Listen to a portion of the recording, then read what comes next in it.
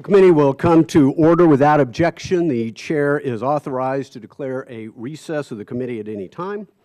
The hearing is entitled Preserving Consumer Choice and Financial Independence. I now recognize myself for 3 minutes to give an opening statement. I would say of all the priorities of our committee, I know of not one that is more urgent than providing some regulatory relief for our community financial institutions.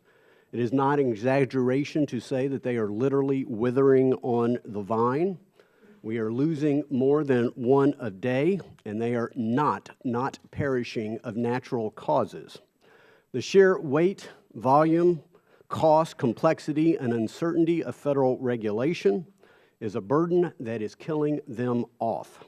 And as they die, unfortunately, so do the dreams of millions and millions of our fellow citizens, hardworking taxpayers who rely upon these community financial institutions to help buy a pickup truck to drive to work, maybe help fund the first kid in their family to ever go to college, to start a small business and achieve their American dream of financial independence.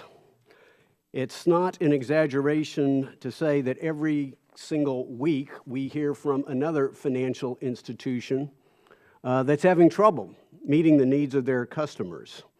I have one here from a bank in Arkansas who says that due to the qualified mortgage rule, that they've had to cease funding mobile homes, quote, which have long been a source of home ownership for low to moderate income consumers in our markets. Here's one from a credit union in California who says, due to federal regulation, that one of their members can no longer wire funds to a family member in the Ukraine. Here's one from a bank in Massachusetts that writes, we have experienced a spike in loan declines to women. Further investigation identified that women attempting to buy the family home to settle their divorce and stabilize their family were being declined at a high rate due to the Dodd-Frank qualified mortgage rules and the ability to pay rules. Regrettably, these are not exceptions.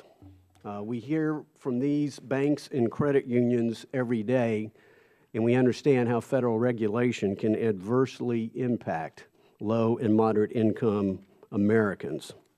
Now, some, particularly those on the other side of the Capitol, have said community financial institutions are doing just fine. In fact, they have said, quote, regulators have done a pretty good job of protecting community banks. I suspect many of our witnesses will disagree with their statement. And I believe that assertion is just wrong, dangerously wrong, and out of touch with low and moderate income Americans. Now, much, but certainly not all of this regulatory burden has emanated from Dodd-Frank. I am not a fan of Dodd-Frank, but even I can find some good in it. What Dodd-Frank attempted to do on 13.3 of the Fed, what it's done to help eliminate the credit rating agency's monopoly, what it's done to make balance sheets less opaque. So if I can find some good in it, I hope that my friends on the other side of the aisle can admit maybe it's done some harm. I know Barney Frank has found at least a half a dozen different areas that he would amend his own law. He said it right before us back in July.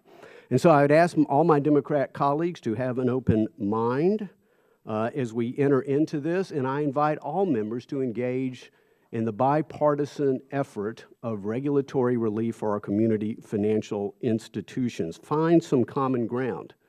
I will reserve the right to have an exception to the rule, but the rule is going to be that any member who brings a legitimate bipartisan piece of legislation to provide needed reg relief to community financial institutions, we will mark it up. Time is of the essence. Let's get started. I yield 3 minutes to the ranking member.